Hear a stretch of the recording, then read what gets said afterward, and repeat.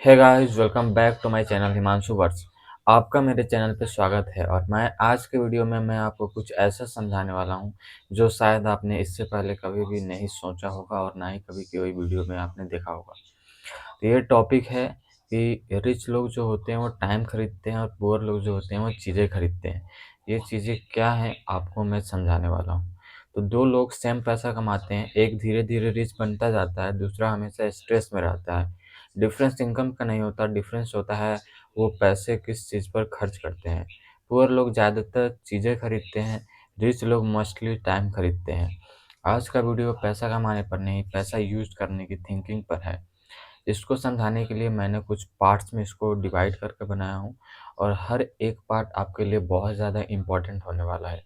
तो चलिए शुरू करते हैं पार्ट 1 से। पैसा एक्चुअली क्या है? हम सोचते हैं पैसा करेंसी है, रियलिटी में पैसा है स्टोर्ड टाइम। तुम अपना टाइम देते हो तो आपको पैसा मिलता है, मतलब हर रुपये में तुम्हारे लाइफ का एक हिस्सा छुपा होता है। जब तुम पैसा स्पेंड करते हो तुम असल में अपने पास्ट टाइम स्पेंड कर रहे होते हो।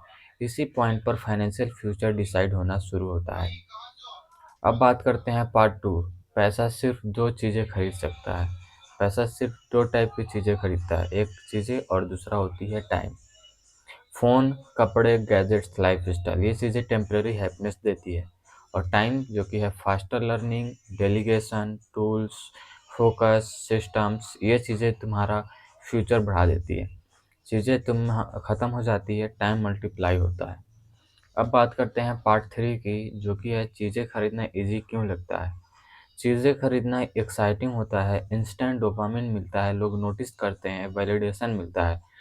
पर टाइम खरीदना बोरिंग लगता है। कोर्सेस, टूल्स, स्किल्स, ऑटोमेशन, कोई क्लैप्स नहीं, कोई स्टोरी नहीं। पर ये बोरिंग डिसीजन ही लॉन्ग टर्म में लाइफ चेंज कर देते हैं। अब बात करते हैं पार्ट 4, जो कि है लाइफस्टाइल अपग्रेड ट्रैप। जब इनकम बढ़ती है मोस्ट लोग लाइफस्टाइल अपग्रेड कर देते हैं, पर रिच लोग पहले ये पूछते हैं इस चीज़ से मेरा टाइम बचेगा या ख़त्म होगा। अगर चीज़ टाइम बचा रही है तो बाय करते हैं, अगर सिर्फ स्टेटस बढ़ा रही होती है तो अवॉइड करते हैं। पुअर माइंडसेट जो होता है वो स्टेटस खरीदता है और रिच माइंडसेट लेवरेज खरीदता है। अब बात करते हैं पार्ट 5, जो कि टाइम खरीदना मतलब क्या होता है।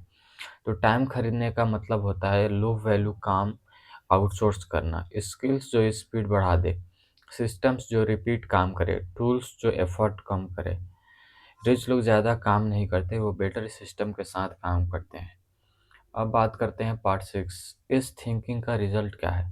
जब तुम टाइम खरीदना शुरू करते हो लर्निंग फास्ट होती है, इनकम सोर्सेस बढ़ते हैं, स्ट्रेस कम होता है, ऑप्शंस बढ़ते हैं। धीरे धीरे पैसा तुम्हारे लिए काम करता है और तुम सिर्फ पैसे के लिए नहीं जीते हो। रिच लोग ज़्यादा पैसा इसलिए नहीं कमाते क्योंकि वो ज़्यादा पैसे इसलिए नहीं कमाते क्योंकि वो लकी होते हैं, वो इसलिए कमाते हैं क्योंकि उन्होंने अर्ली समझ लिया होती है। पैसा चीज़ें खरीदने के लिए नहीं, टाइम खरीदने के लिए होता है। तुम अमीर बनो या ना बनो, वो लेटर डिसाइड करेगा। पर अगर तुम्हें टाइम को वैल्यू करना सीख लिया, तुम लाइफ में अब कभी गरीबी नहीं रहोगे। मैं हिमांशु हूँ और ये है हिमांशु वर्ड्स, जहाँ हम पैसा चेज़ नहीं करते, टाइम डिज़ाइन करते हैं। तो thank you for watching this video. कल मिलते हैं एक नए टॉपिक के साथ।